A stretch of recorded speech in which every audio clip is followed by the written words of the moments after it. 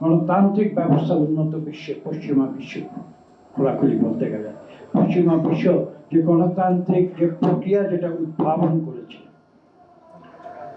আধুনিক এই প্রক্রিয়ার জন্ম হয়েছিল শুধু গ্রিস থেকে। আপনারা জানেন যে নাগরিক সভ্যতা, আজকে নাগরিক পার্টির নামটি কিন্তু হঠাৎ করে নেওয়া হয়নি, আমি বিশ্বাস করি না।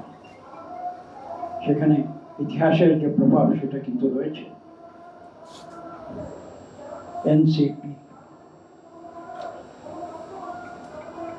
তো সেই দিকে দৃষ্টি নিক্ষেপ করলে সেই বিগত কয়েক শতাব্দীর পথ পরিক্রমণে আমরা আজকে সভ্যতার যে পর্যায়ে এসে দাঁড়িয়েছি, সেখানে কিন্তু মনে রাখতে হবে যে মানুষকে, সিটিজেন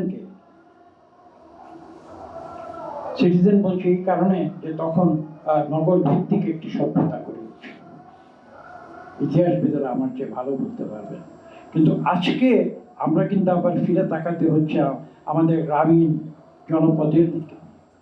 একটি দেশ কিন্তু শুধু নগর সভ্যতা দিয়ে উঠে দাঁড়াতে পারে না, এটা পৃথিবীর বিগত 200-250 বছরের ইতিহাস প্রমাণ করেছে।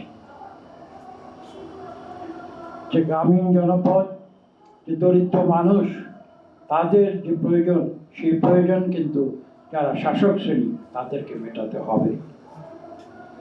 কেবল ধনিক শ্রেণী, আমরা ব্যবসায়ীদের স্বার্থ নিয়ে প্রায়ই কথা বলি। আমরা যখন ট্রেড নেগোসিয়েশন করেছি তখন সবাই বড় বড় কথা বলেছে যে গার্মেন্টস যারা মালিক, যারা এক্সপোর্টার, তাদের স্বার্থ সংরক্ষণ করতে হবে। আমি দুঃখিত, আমি কিন্তু এর সঙ্গে একমত হতে পারবো না। আমি পাশাপাশি এটাও বলবো, সেই গার্মেন্ট শ্রমিক যারা আমাদের পরিধেয় বস্ত্র তারা নির্মাণ করে বিদেশে রপ্তানি করেন, তার পাশাপাশি আমাদের গ্রামে যারা দরিদ্র মানুষ, যাদের পরিধেয় বস্ত্র অনেকের কেনার সামর্থ্য নেই, তাদের কথাও কিন্তু চিন্তা করতে হবে। এবং আজকে আমরা যখন আগামীতে, আমি সরকারকে, অন্তর্বর্তীকালীন সরকারকে অভিনন্দন জানাই যে তারা একটি রোডম্যাপ, নির্বাচনের রোডম্যাপ ঘোষণা করেছেন।